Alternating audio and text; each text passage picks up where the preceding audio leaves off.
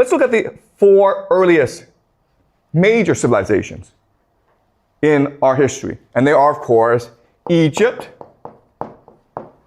Mesopotamia, which is modern-day Iraq, the Indus Valley civilization. This is also referred to as the Harappan, okay? Harappan civilization, because their capital is Harappa. And then the last one, of course, is China, right?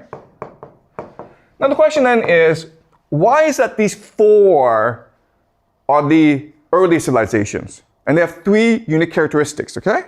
The first is their latitude. They're actually in the same latitude. They're not too hot and they're not too cold, which makes them perfect for agriculture. Okay, that's the first characteristic. Second characteristic is that they are by major rivers, right? So Egypt is, of course, by the Nile. Mesopotamia has been called the Tigris and the Euphrates.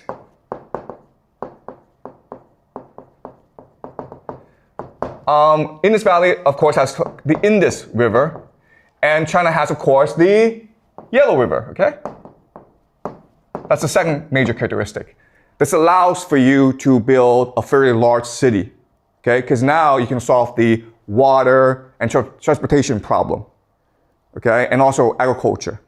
And the last characteristic, which is the most important, is they're by the sea, or they're by the ocean, which allows for them to engage in trade, okay? Transportation, bringing in new goods, new people, and new ideas. So Egypt has the Mediterranean, as well as the Red Sea. Mesopotamia goes into the Arabian Sea, which goes into the Indian Ocean. And so the Indus is the same situation, okay? Goes in the Arabian Sea and then the Indian Ocean. China, of course, goes into the Pacific. All right? So what will happen over time is that because of the trade location, they're able to build a very large city, okay, over time. So, but then what will happen is that as city becomes larger and larger, they will develop colonies upstream and downstream of the river, okay? So they will build more colonies, and this is how you get civilization, okay? You always have a major city, and as it becomes too big, you have other places in order to expand your trade reach, okay? So the priority is trade. And as you can see, what's happening is that these areas are able to connect the entire world, right? So Egypt is able to connect Europe and the Levant and Africa, okay? Mesopotamia is able to connect Anatolia, Asia, Central Asia, and then Indus Valley is able to do the same thing, okay? China is a special case because of the Himalayas. So there is trade actually between China and these other parts, but not as much. And so China is a special case, and so that's why we don't discuss China in this class. Okay? So these 3 places are what we collectively call Western civilization. So you may have thought that Western civilization is just Europe and America. That's not true. Okay, if you just look at the history, these places have always been in contact with each other, and collectively, they built the foundations for Western civilization. Let me ask you this question. Looking at this map, where is the most strategically located place? You guys know?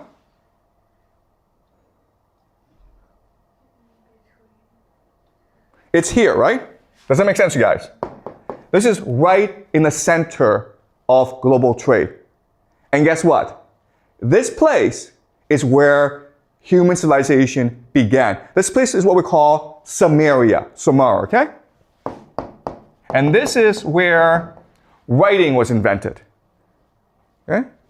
And this is where a lot of trade happened. Because if you just look at this map, Sumeria is what connects everyone to everyone else, right? If you're in the Indus Valley civilization and you want to get through Egypt, you have to first transport your goods to Sumeria, which then overland takes it to Egypt. Same thing with Egypt, okay? Same thing if you want to reach everywhere else. Does that make sense? That's why Sumeria was the first major civilization, okay? And they invented writing, as well as irrigation, as well as a lot of technology. And there's been a lot of debate about Sumeria, because one thing that puzzles scholars and historians is the language the Sumerians speak is not the same as the surrounding areas, okay? So that's why a lot of historians believe that the people in Sumeria came from somewhere else. And that may be true. Why? Because this is the major trade route, right? And it's possible that what happened was that different people came together in this area to trade, and they formed their own language. That is possible, okay?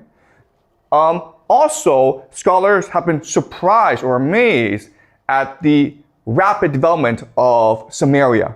And that's why, okay, I don't know why, but there are some people on the internet who believe that aliens came to Sumeria and created humans, okay? These aliens are called the Anunnaki.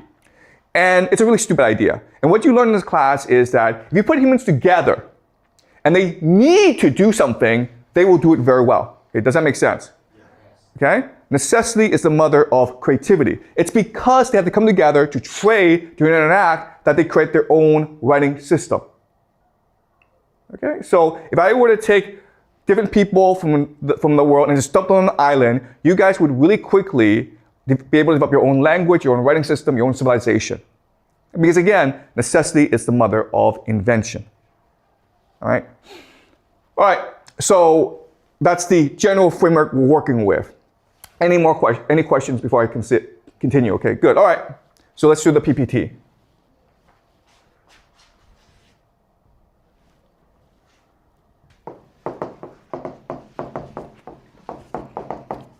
And first, I want to present to you the general understanding of how we get civilization. Then I will present to you an alternative. Okay? So the traditional understanding is the Marxist understanding. This is an idea proposed by Karl Marx, and it's the dominant idea. So in the beginning, we were hunter-gatherers. And it sucked to be a hunter-gatherer because you could not find food. And then we discovered agriculture, farming. And that allowed for surplus food. Surplus just means that you have more food than you can eat. And so now you have people who don't have to work, okay, an elite. And as such, they can engage in activities that improve the well-being of everyone and which create the basis for civilization.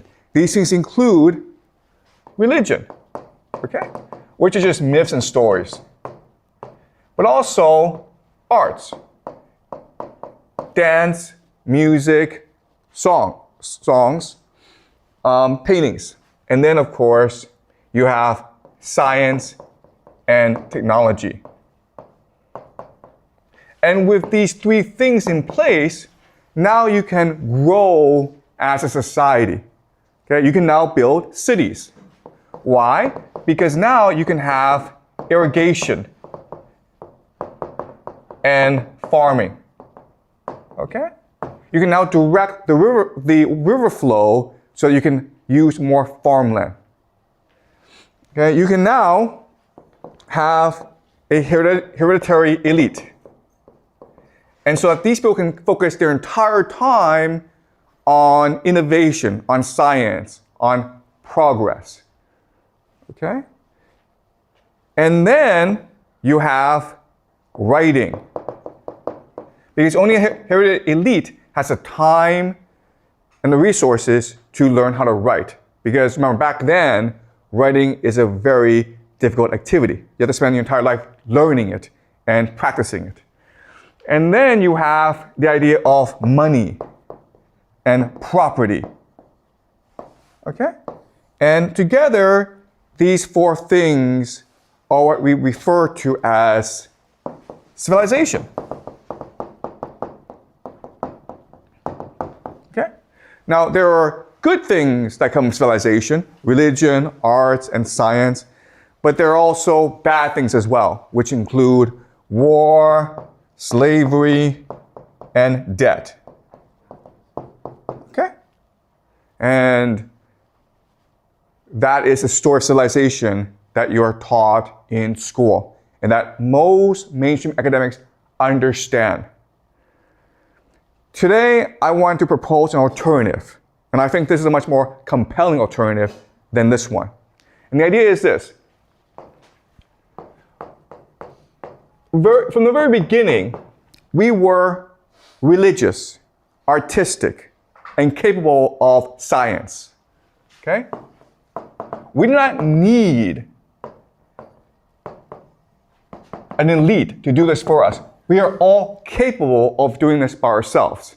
And the examples, of course, are the cave paintings that we discussed, as well as these religious settlements, Göbekli Tepe, Karahoyak. Okay? And as we discussed before, people come together to practice their religion, building temples, building monuments. And then slowly, around these temples, you have development of farming in order to sustain these temples, in order to practice the religion. But over time, what happens is that the temple people become corrupt. Rather than being elected by the people, rather than serve the people, they become hereditary, okay? They engage in rent-seeking. And so what people do is they just leave and build a temple somewhere else. Okay? And throughout this time, all these temples are being built. But in certain locations, the temples can also engage in trade. Why? Because they're the meeting place of many, many other communities. And as such, their real estate is the most valuable in the world. And so it's hard for people to leave, and the place just grows and grows and grows. And as this civilization grows, the people in charge create something called a temple economy. Okay? And this is just a primitive form of taxation. Basically what happens is that everyone brings food to the temple, and the priests then redistribute the food amongst everyone else. Okay? And that allows for public works projects, like irrigation, mainly irrigation, but also more temples. Okay? And because of this economy, now you need writing.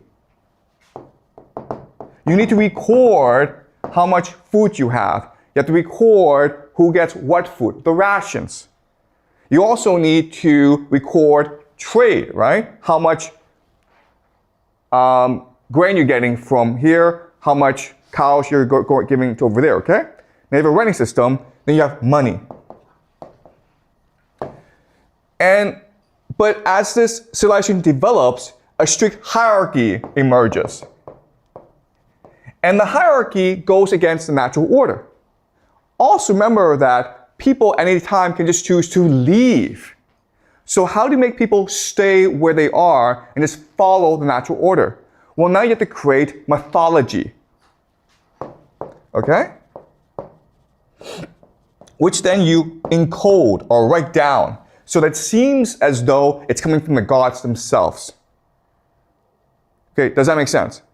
In other words, civilization did not give us religion, arts, and science. We already had these things. We could at any time in our history do all these things. Civilization is a device meant to gaslight or fool people into believing that a hierarchy is legitimate when it is not legitimate. It is meant to fool people into thinking of that this hierarchical system is divinely ordained. Okay? So that's the argument I will make to you today. Before I continue, are you clear about this framework? This is a traditional framework. This is what you've been taught in school. The problem with this framework is that it assumes that we're all stupid. And if we're all stupid, it's hard to explain how we did the cave paintings, how we built Göbekli Tepe, okay? How we did Karahoyak. It assumes all these things. This new understanding is that we're all capable of creativity, but eventually, because of social development, we have these large cities, and now the people in charge need to create civilization in order to justify the hierarchy.